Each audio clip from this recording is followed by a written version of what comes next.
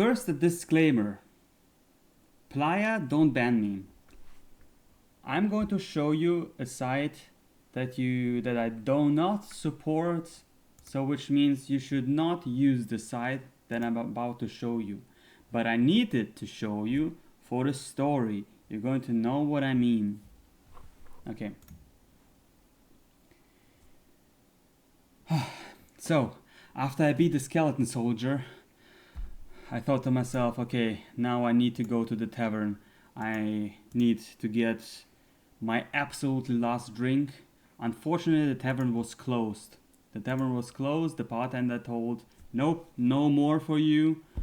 Go home. I don't want to see you tonight anymore. So I wandered around. Oh, there is Dr. Abububu. So I wandered around, and I fell down and fell asleep just before the Hall of Fame. Then, on the early mornings, when I still was asleep, the king himself actually ventured down to the small village, whatever this is called. Yeah, how is the city called, by the way? Does the city have the name? So he came to this city because a lot of people told that, yeah, in the catacombs it's like spooky wooky, etc. And in the mines as well, like there's like monsters hunting. And also he came in here because he knew that another kingdom, the kingdom of the city is called Paytown Inland. Okay.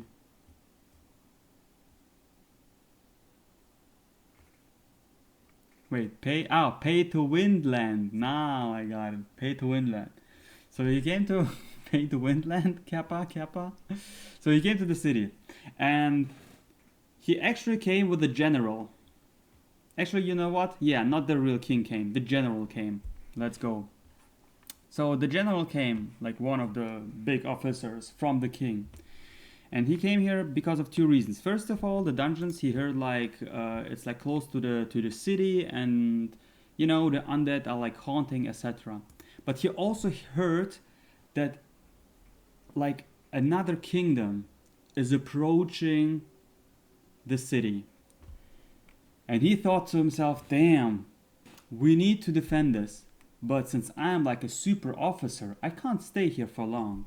So I need someone to take charge. So he went to the city, he looked at the soldiers, they all looked, yeah, very motivated. They all like, he saw they're like sleeping on the duty. Some of them were like, yeah, almost sleeping. Some of them were like daydreaming. So he thought to himself, okay, let's go. Let's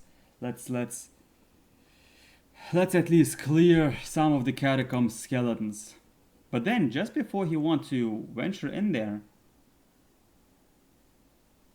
or let's say, no. After he ventured in there, he realized, wait a second.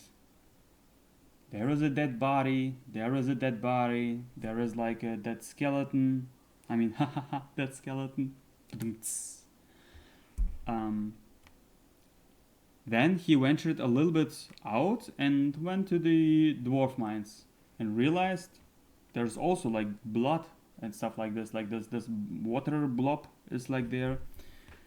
So he went back to the city and he was asking, who was this? Who've done this? With a headache. I woke up and I was like, yeah, I guess it was me. Because no. First of all, someone else told me it was her. Playing a girl, by the way. This is why her. So, and then he like woke me up. He was like, what is this? Did you do this? Did you clear the dungeon? And I was like, yeah, kinda a little bit. It was harsh. I helped a little bit in the city with the quests. Yeah. And the mayor stood there and was like, yeah. She came in here, she helped, she's good, everything good, she's fine, super, uber. So he said, do you want to take charge? And I'm like, why not? Since I'm stuck here anyway, let's go. So he told to me, okay, you have to build up a fortress, you have to build up an army, and you have to defend the kingdom. It's super important. Don't slag it off. I'm going to give you some resources that you can work off, build up your fortress, make this a strong kingdom. So now let me put this in here for a second, or like this. Let me open up this. Okay. So I said, okay, why not? And then the structure begins. Now there is a time skip paradox, like a timing paradox, because it actually took longer than expected, but everything now is like in a suppressed time. So every story from now on is a suppressed time. So I start building it. So, and now, like I said before, I do not support the page that I'm showing right now. You should not use the page that I'm showing right now. Playa, don't ban me, but I need to show this for story.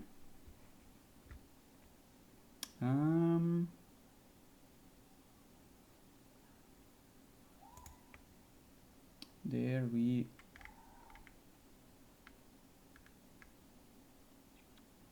go. So I started building the oh yeah, I need to check out what level this is. Actually, this is important. 6 6 1 2 2 2 1. Okay, and boom. So I start building the how to call this, the fortress. So I start building the fortress. And when I start building the fortress, it looked like a shabby, small pile of something. Let me actually zoom in. Everything else is irrelevant. Irrelevant is like how it looks like. Then I was like, okay, guys. I had, by the way, a few soldiers deposit to me that like helping me, etc. Building stuff as well. So I was not the only one building it. So I was in charge. I had my own fortress. I mean, okay, it was like more of a small hut, not really a fortress, but it was better than nothing. So then I thought to myself, okay, we need resources. We need resources. We need resources. So let's go down. Wait a second. So let's go. Yeah, there we go.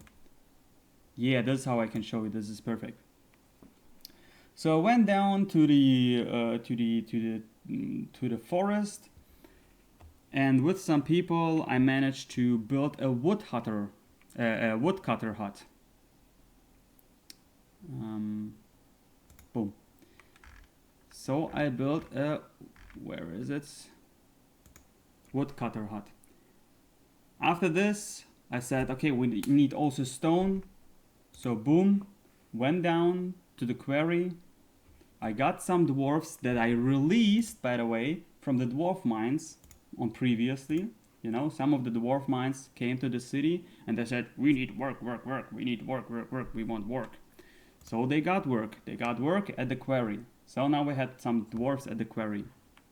And they were like super helpful as well. So I built also the quarry. So now I need to refresh this. Okay, the quarry didn't change much, the woodcutter didn't change much. But I was not the best architect.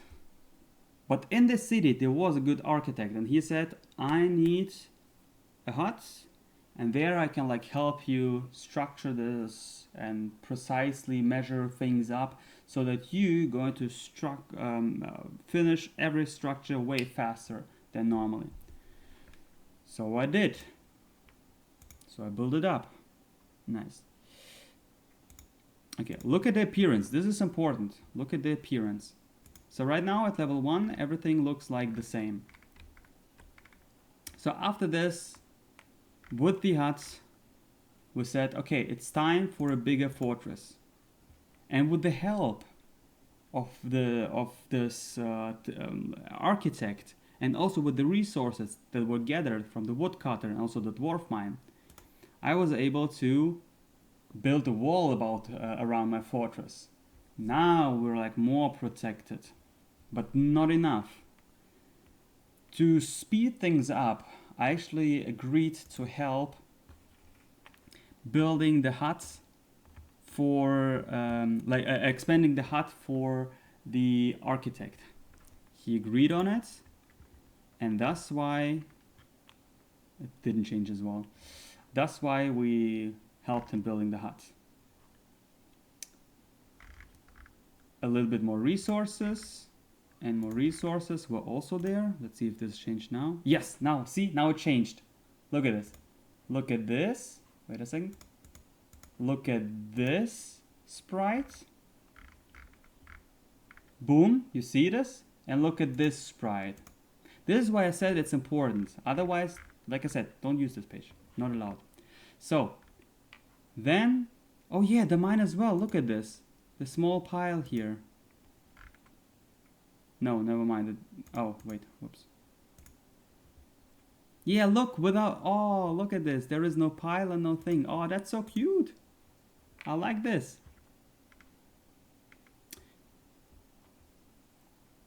I don't know, it's a third-party site. I don't know. Nevertheless, let's continue with the story, and then we can talk about everything else, because this is for YouTube. For YouTube, important story, short. No one wants like a 5-hour video on YouTube. So, then I continued, and we ventured like this, forward and back, forward and back. He helped me build the fortress up. Now it got higher. I got a second stockpile. We built up his quarry. As you can see, now it looks nicer. Not only it looks nicer, inside it also was like better. Then he helped me again building up the fortress. So now we have some towers. In the towers I can like deploy some archers that can defend better. So overall I'm already doing a good job. But I thought to myself, the architect, we need to focus him as well. And look at this. He watched some Lord of the Rings and thought to himself, I just want the same door because then I think I can architect things more better. Because it makes sense, right? Yes, this is a Shakes and Fidget. Everything makes sense, even if it doesn't make sense. And this ventured forward and back, forward and back. Then I needed like a resource cap somewhere where I can like keep all these resources stockpiled. I don't have to drag them forth and back all the time. So boom, behind the fortress, there's also the money. Super good. Architect did a great job, so he deserves even a better hut. Oh, look at this. Now he has like a... let's see how far am I. 5, doing 6. This is 6, 2, 1.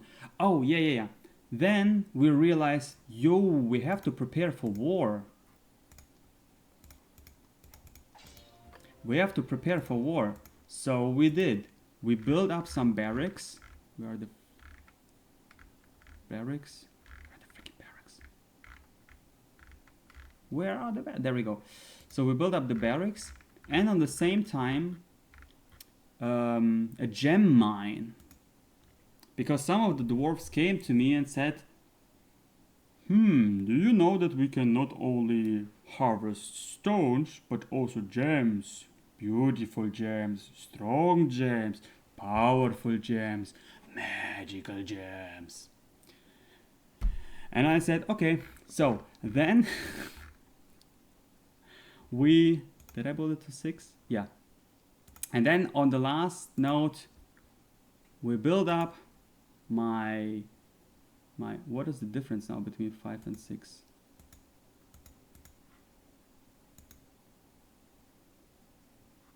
Okay, then we built the fortress even bigger and stronger, even though, oh, there we go, now we got like a gate, a strong gate, so no one can go through. Overall, I was already pretty impressed and happy with my castle, with my fortress. Not castle now, still fortress. And so I thought to myself, okay, let's help the architect building up his hut. But before this, we need to educate our soldiers. So what I did is I built an academy. I mean, building an academy, I don't know if you can call this an academy. All I've done is like putting a book and like some stones so that people can just at least like sit down and listen, just people talking, people listening. And then I thought to myself, okay, let's build this a little bit better because we need like more educated people. So more books and someone who writes stuff on the back, and more people that can sit and enjoy the story that I'm talking. As you can imagine, yes, I was standing there, and yes, you all just got experience points in real life. You're welcome.